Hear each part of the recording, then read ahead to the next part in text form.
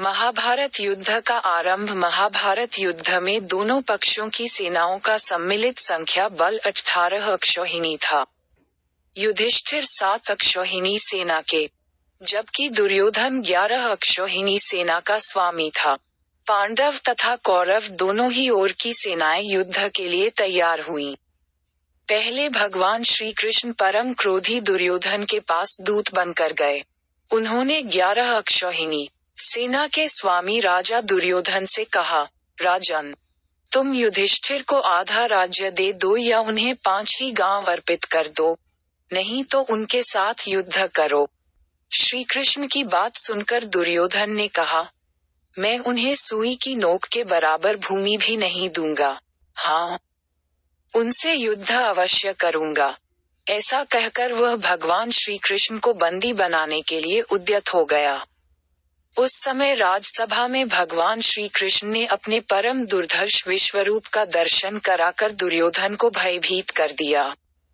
फिर विदुर ने अपने घर ले जाकर भगवान का पूजन और सत्कार किया। तदनंतर वे युधिष्ठिर के पास लौट गए और बोले, महाराज, आप दुर्योधन के साथ युद्ध कीजिए। दोनों सेनाओं के महारथी युद्ध से पूर्व पांडवों ने अपनी सेना का पड़ाव कुरुक्षेत्र के पश्चिमी क्षेत्र में सरस्वती नदी के दक्षिणी तट पर बसे समंत्र पंचक तीर्थ के पास हिरण्यवती नदी के तट पर डाला। कौरवों ने कुरुक्षेत्र के पूर्वी भाग में वहां से कुछ योजन की दूरी पर एक समतल मैदान में अपना पड़ाव डाला। दोनों ओर के शिविरों में सैनिकों के भोजन और घायलों के उपचार की उत्तम व्यवस्था थी। हाथी, घोड़े और रथों की अलग व्यवस्था थी। हजारों शिविरों में से प्रत्येक शिविर में प्रचुर मात्रा में खाद्य सामग्री, अस्त्र शस्त्र, यंत्र और कई वैद्य और शिल्पी वेतन देकर रखे गए थे।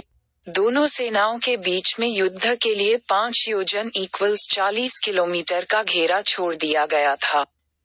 कौरवों की ओर से युद्ध करने वाले महारथी थे भीष्म, द्रोणाचार्य, कृपाचार्य, कर्ण, अश्वत्थामा, मद्रनरेश शल्य, भूरिश्रवा, अलम्बुज, कृतवर्मा, कलिंगराज श्रुतायुध, शकुनी, जयद्रथ, विंद अनुविंद, काम्बोजराज सुदक्षिण, बृहदल, दुर्योधन व उसके 99 भाई।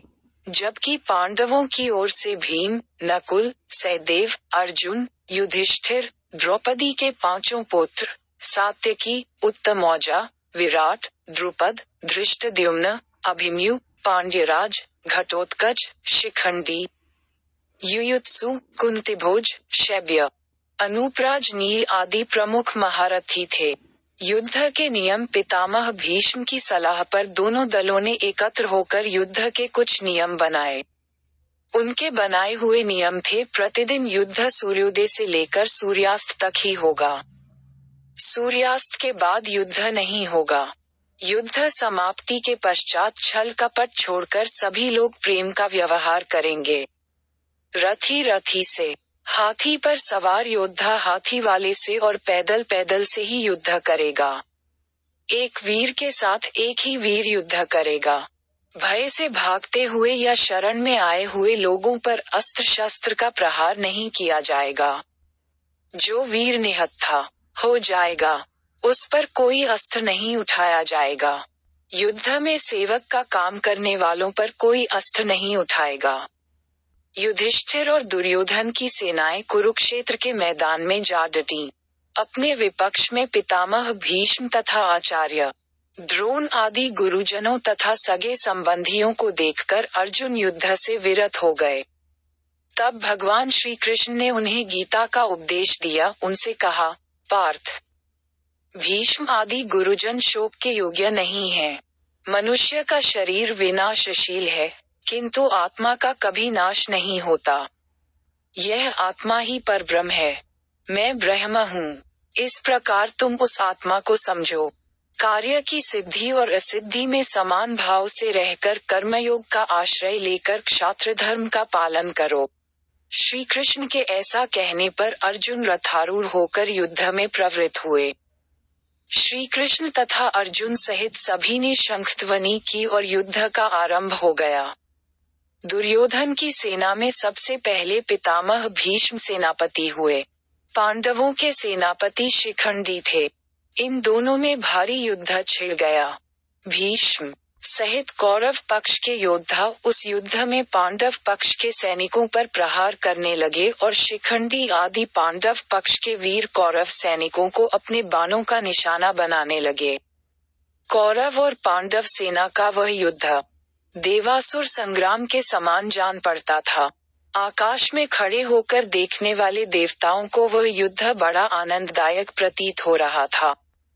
भीष्म ने 10 दिनों तक युद्ध करके पांडवों की अधिकांश सेना को अपने बाणों से मार गिराया।